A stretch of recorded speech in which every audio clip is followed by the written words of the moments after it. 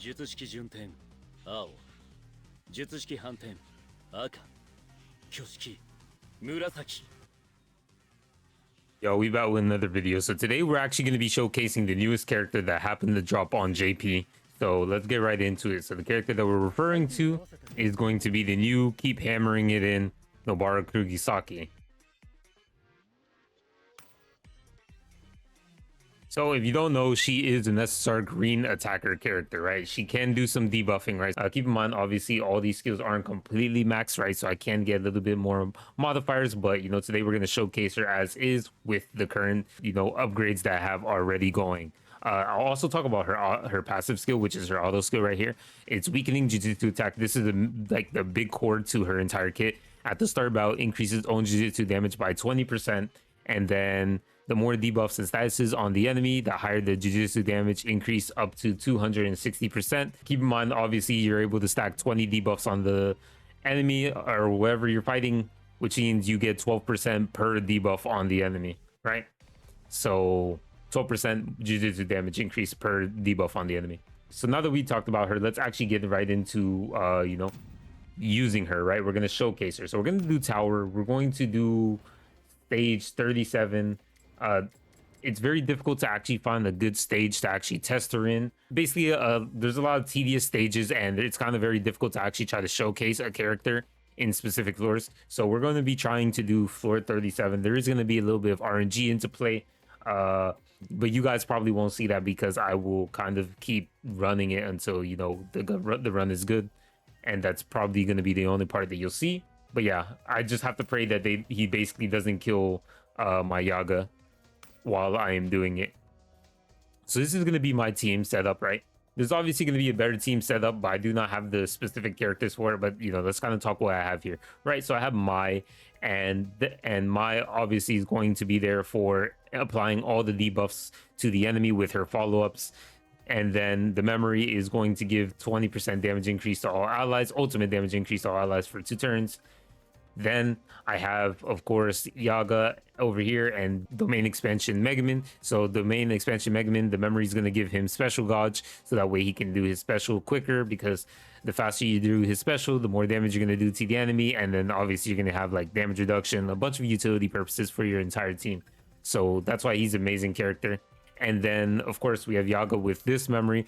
This memory gives 10% damage increase to all allies for 2 turns, and the passive also gives you cursed energy, so that does help him kind of maintain a little bit of his cursed energy, because he does use quite a bit of it, considering you're going to be spamming his skills for the whole duration. But that is only, keep in mind, when you fall below 50% HP, which shouldn't be difficult, especially when you're doing like tower, like when you're doing difficult stuff. And then, of course, alternatively, you can run the Shoko memory, which does heal and give cursed energy as well for Yaga.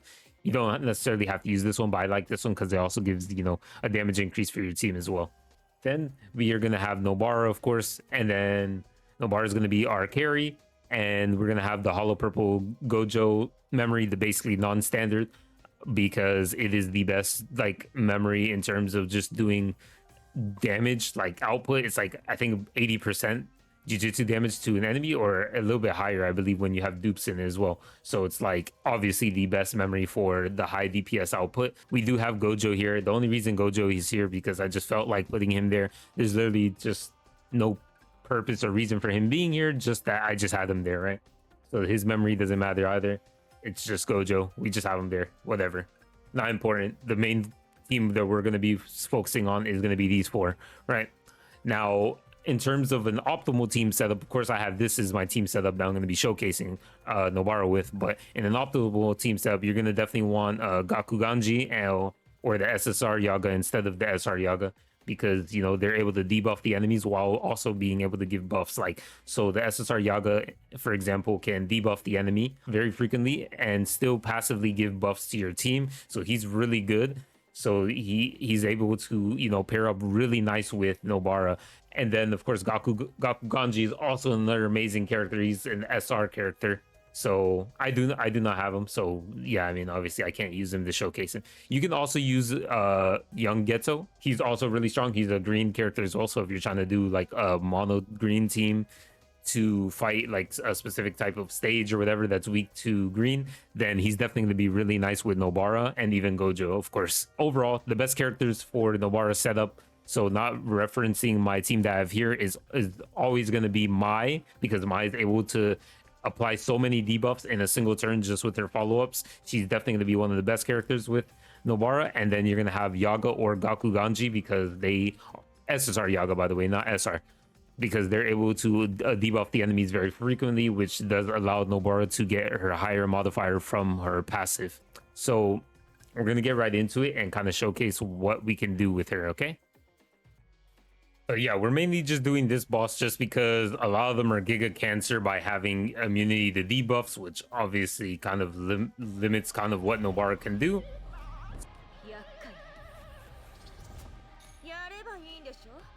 やるか相手してやるさよならさよなら有効射程よ風穴開けて有効射程よさよなら有効射程よ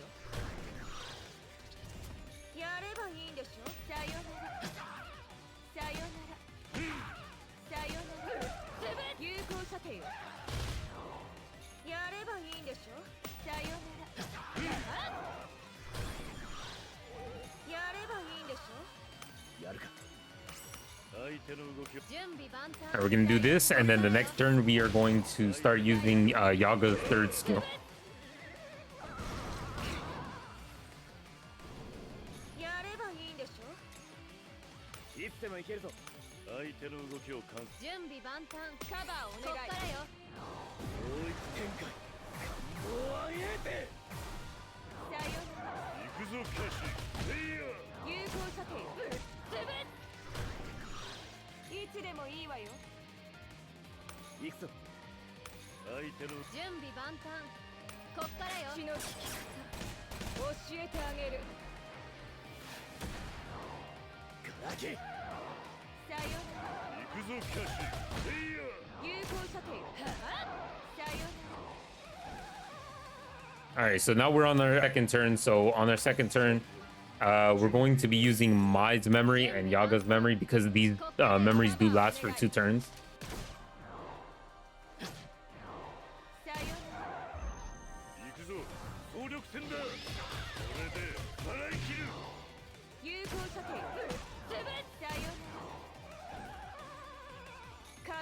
And then from here on out, we will just nuke with Nobara, right? We'll just use her ult and then see how much damage we can do to the boss here, right?